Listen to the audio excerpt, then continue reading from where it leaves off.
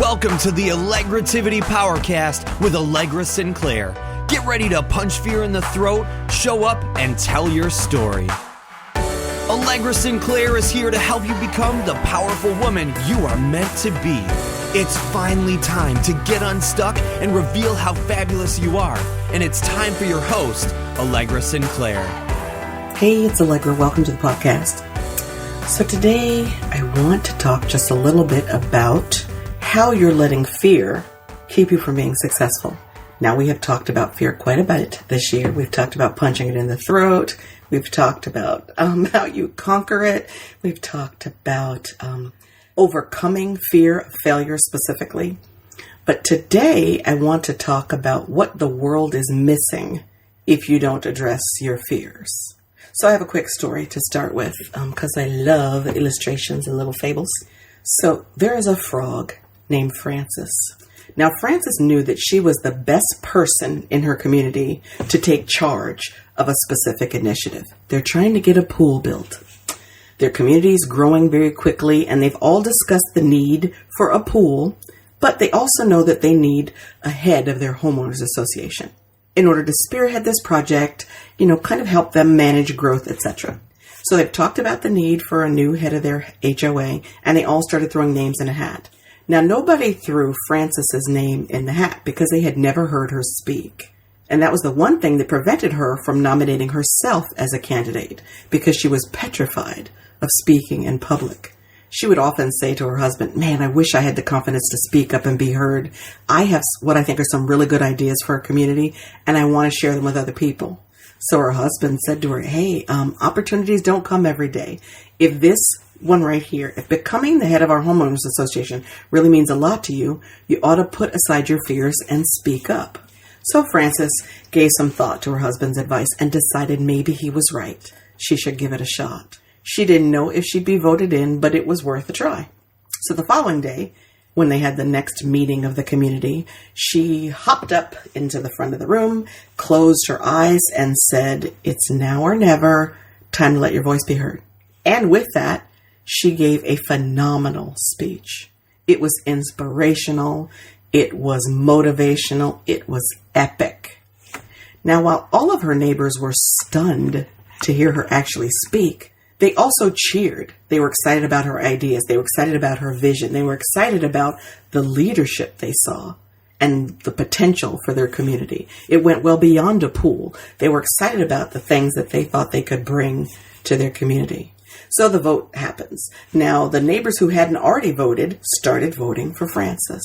Now, she was a little bit behind the other nominees who were already campaigning because they had thrown their names in the hat earlier, versus she just showed up at the beginning of this meeting and kind of jumped up and gave this fiery speech. So she was nervous that she might not win. However, fast forward, when the ballots were counted, she was announced as the winner and the new head of the homeowners association. So she happily hugged her family and friends and said, and she promised, "I won't let fear prevent me from speaking up and going after my dreams ever again." Now, Frances is a special frog who knew that she needed to avoid letting fear get in the way of her success. But I think there were three things that were critical pieces of this story. One, opportunities that come your way may not stay around forever. So if you're interested, you should act.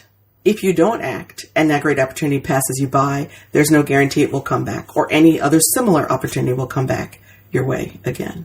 Two, if you want to make the most of your life, and I don't mean just the most of your life for you, if you want to be the most impactful, the most influential, if you want to make the greatest splash in the pool, fear is likely the biggest barrier and has to be eliminated. You have to decide that you want to look your fears straight in the eye and then boldly walk past them in order to have bigger influence and a bigger impact on your community, on your home, on what's happening in your car right now if you're listening to this while you're driving. In order to make a bigger impact on the environment in your car, you are going to have to address your fears. The day that you decide to speak up and really be heard is the day that your life will change forever. Because there's nothing that feels the same way as achieving something that's important while you're still afraid. See, often we think we have to conquer the fear entirely before we can move. That would be magical. but that's not how life works. And it's really more fulfilling. It really tastes better. It really feels better when you achieve something important to you in spite of the fear. So today I just want to challenge you to become the person you want to become. Figure out the kind of person you want to become. Then acknowledge that fear usually is not based in any fact, and that fear will prevent you from getting what it is that you want. And that fear should be an insignificant obstacle, which we quickly put in our rearview mirror. So I have 3 questions for you today. What have you let fear prevent you from doing? You don't have to go back over your whole life. Just look back over the last year, right? We're still in a time of reflection. What have you let fear prevent you from doing? Second question, why do you think you gain more confidence when you speak up? And the last question, what tactics can you use to develop a more fearless attitude? What tactics can you use to get your fist in shape, to punch fear in the throat? I'm going to put together a quick study guide here based on Frances and her fabulous story so that we can actually work through some of these questions together. I would love for you to come back to the site and tell me what you worked on, what some of the answers to your questions were. You can add them in the comments, or if you prefer, you can send them through the contact sheet so that it will be more private for you. But I'm going to add that as a PDF that you can download right at the bottom of this page, because I'm really hoping that as we reflect on where we were last year and where we want to be next year, that one of the things that we will all do together is commit to be more like Frances and to recognize that by staying silent, our community is lacking our wisdom, our vision, our leadership. And there are a lot of people out there who could get really excited about and supportive of what it is that you want to share, but you have to be willing to share it first. Thanks for listening. I'll catch you next time. Now you've been given permission to be more powerful and influence more people. If you've enjoyed this episode, please head over to allegrasinclair.com/iTunes and leave a review. It will help Allegra get the message out to more women that they can punch fear in the throat, show up, and tell their stories. We'll see you next time on the Allegrativity Powercast with Allegra Sinclair.